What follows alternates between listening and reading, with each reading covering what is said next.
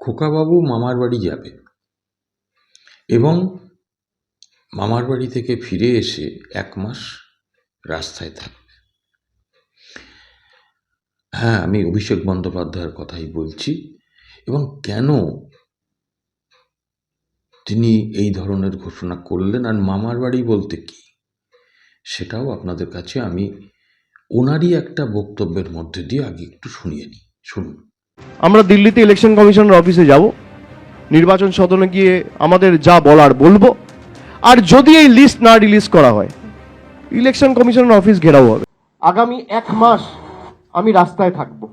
শুনলেন ওনার অভিযোগ। গতকাল প্রেস কনফারেন্স করেও বলেছেন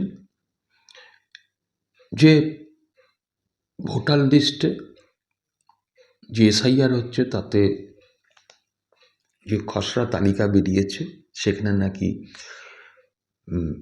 প্রচুর জীবন্ত মানুষকে মৃত হিসেবে দেখানো হয়েছে এবং ইচ্ছাকৃতভাবে কিছু নাম বাদ দেওয়া হয়েছে।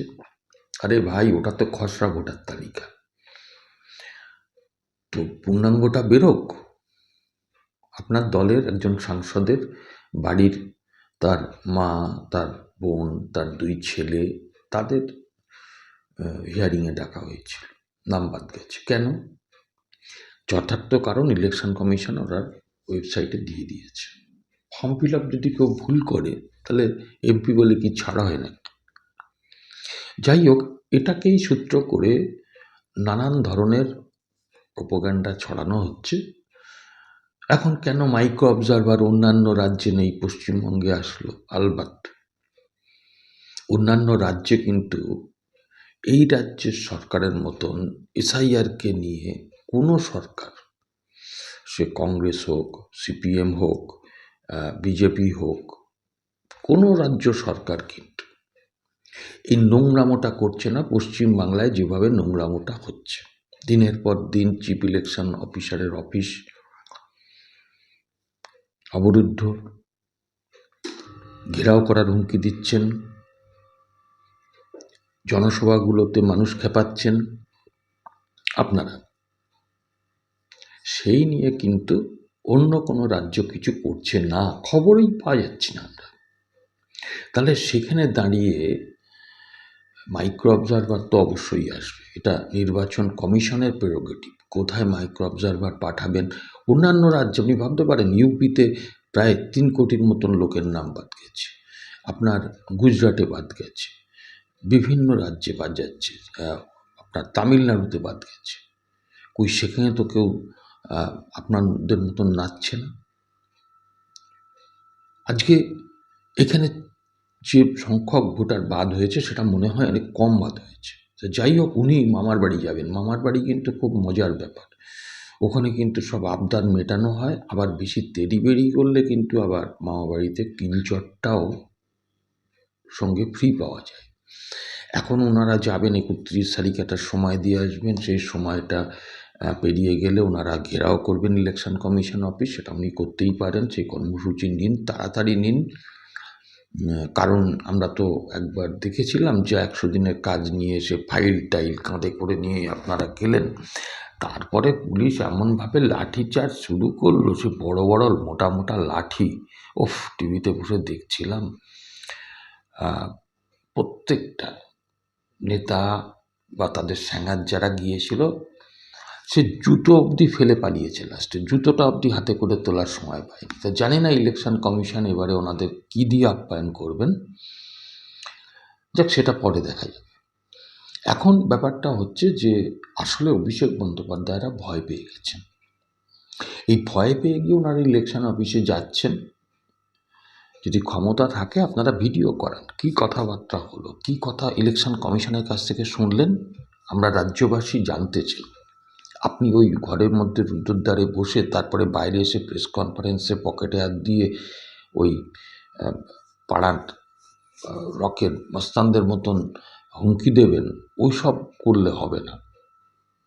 আপনাকে পুরো আপনাদের ওই যে বৈঠকটা হবে 31 তারিখে চিফ ইলেকশন কমিশনের অফিসে, পারলে আপনার দলের লোককে দিয়ে ভিডিও করা, আমরা লাইভ না হোক, আপনি পরে সেটাকে সমাজ মাধ্যমে দিন।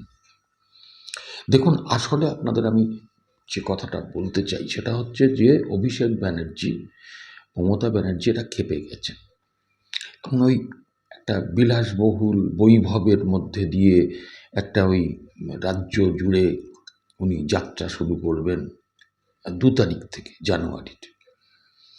ওসব করে কোনো লাভ হবে না। আপনি উন্নয়নের পাঁচালী শোনাতে যাবেন, আপনার পিসির রাজ্যে কী কী উন্নয়ন হয়েছে, মানুষ আপনাকে শুনিয়ে দেবে চুরির পাঁচালী।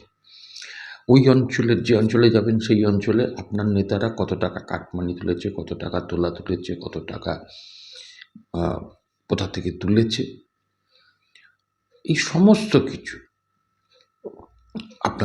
আপনার কাছে ওই চুরির পাঁচালী তুলে দেবে। আর আপনি আপনার পিসিমণির কথা বলতে যাবেন, রাজ্যের মুখ্যমন্ত্রীর কথা, রাজ্যের মুখ্যমন্ত্রী কীভাবে সরকার চালাচ্ছেন সেসব বলতে যাবেন। আপনাকে পরিষ্কার বলে দিই, আপনি নিজেও খুব ভালো জানেন, সেটা হচ্ছে যে আপনার পিসিমণির কথা এখন একটা খোরাকে পরিণত হয়েছে। উনি কিছু বললে মানুষ সেটা নিয়ে মিম করে, খিল্লি করে। সমাজ মাধ্যম দেখেন না, ওনার পেজে কী ধরনের মন্তব্য মানুষ করে, আমার তো নিজে এক সময় দেখতে লজ্জা লাগে। যাই হোক, আমি কথা বেশি বাড়াবো না, আমি শুধু বলি যে কারণে করা হচ্ছে সেটা হচ্ছে অভিষেক ব্যানার্জিদের মাথা ঘুরে গেছে। ফাইনাল লিস্ট বেরোবে 14ই ফেব্রুয়ারি, তখন দেখা যাবে। কিন্তু এখনো পর্যন্ত যা শুনলাম তাতে করে আপনার অভিষেক ব্যানার্জিরা, ভেতরের খবর, কতকগুলো আসন, প্রচুর, পশ্চিমবঙ্গে এরকম প্রায় 100টার মতন আসন নিয়ে ওনারা খুব চিন্তিত আছেন। 3টে ক্যাটাগরিতে ভাগ করা হয়েছে, আইপ্যাকের সঙ্গে আলোচনা করেই।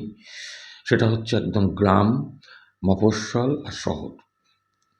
এইসব জায়গাগুলোতে 24 সালের মাফ করবেন 21 সালের বিধানসভায় যে মার্জিনে তৃণমূলের নেতা মন্ত্রী জিতেছিলেন, 21 সালের পরে 24 সালে যখন লোকসভা হয়, সেখানে ওই লোকসভা নির্বাচনে ওই বিধানসভার নিরিখে কতটা মার্জিন কমেছে, কতটা পিছিয়ে আছে, সেইটা আমি আপনাকে জাস্ট 3-4টে ভাগ করে বলছি। দেখুন, একেবারে যদি আপনি শহরের দিকে যান, তাহলে আপনাকে আমি বলি রাসবিহারী কেন্দ্রটার দিকে তাকান, যেখানে দেবাশিস কুমার হচ্ছেন এমএলএ। 21,000 ভোটে 21 সালে জিতেছিলেন, সেইটা 1,000-এরও কম মার্জিন হয়েছে 24 সালের লোকসভা নির্বাচনে। আচ্ছা, শ্যামপুকুর কেন্দ্র, শশী পাঁজার কেন্দ্র, ডাক্তার শশী পাঁজার 22,000 ভোটে জিতেছিলেন, যেটা 1,000-এরও কম মার্জিনে 24 সালে দাঁড়িয়ে আছে। সুজিত বসু, দমকল মন্ত্রী, উনি জিতেছিলেন 21 সালে 9,000 ভোটে, আর 24 সালে ওনার কেন্দ্রে উনি 11,000 ভোটে পিছিয়ে আছেন। সোনারপুর দক্ষিণ, এবার একটু মফস্বলের দিকে আসি, 2টো কেন্দ্র। সোনারপুর দক্ষিণ, লাভলি মৈত্র যেতেন জানেন, 26,000 ভোটে 21 সালে জিতেছিলেন, সেইটা 10,000-এ এসে দাঁড়িয়েছে 24 সালে। আর চন্দননগর, আর এক রাজ্যের মন্ত্রী, তিনি 21 সালে 31,000 ভোটে জিতেছিলেন, যেটা কমে 24 সালে 7,000-এ দাঁড়িয়েছে। আর সন্দেশখালিতে গ্রামের দিকে যদি বলা যায়, সেই শাহজাহানের বিখ্যাত অঞ্চল, যেখানে তৃণমূল প্রার্থী জিতেছিল 41,000 ভোটে, সেটা পিছিয়ে গেছে 8,500 ভোটে। তাহলে ভাবুন, সুজিত বসুর কেন্দ্রে সুজিত বসু জিতেছিলেন 9,000 ভোটে, 11,000 ভোটে পিছিয়ে গেছেন। আর সন্দেশখালিতে 41,000 ভোটে জিতে 8,500 ভোটে পিছিয়ে আছে। মাথা তো খারাপ হবেই। ঠেলায় না পড়লে বেড়াল গাছে ওঠে না। আর মানুষ চাইছে না এই সরকারটাকে। সুষ্ঠুভাবে যদি ইলেকশন কমিশন, আবারও বলছি, কালকেও বলেছিলাম, সুষ্ঠুভাবে যদি ভোটটা হয়, দিকে দিকে এরকম সন্দেশখালির মতন ফলাফল হবে, দিকে দিকে কিন্তু সুজিত বসুর মতন প্রার্থীরা, মন্ত্রীরা হারবেন। যাক, আপনারা কি বলেন? আপনাদের মতামত জানার অপেক্ষায় রইলাম। চ্যানেলটা ভালো লাগলে সাবস্ক্রাইব করবেন, ভিডিওটা ভালো লাগলে একটু লাইক শেয়ার করে দেবেন। আজকে এইটুকু, আবার দেখা হবে পরবর্তী এপিসোডে। নমস্কার।